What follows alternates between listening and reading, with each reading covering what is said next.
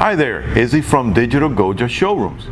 And if this video is helpful to you, remember to click the like button underneath and subscribe to the channel for future sessions that are coming. Plus, if you have any questions or comments, make sure you leave them below so that we can get to them also.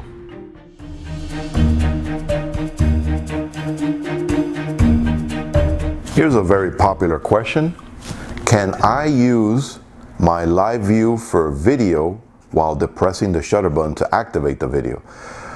No, unfortunately not. Notice how I'm on live view now, and when I depress the shutter, it takes an image. But when I press the red button, which is a record button, then you notice that it activates the recording feature.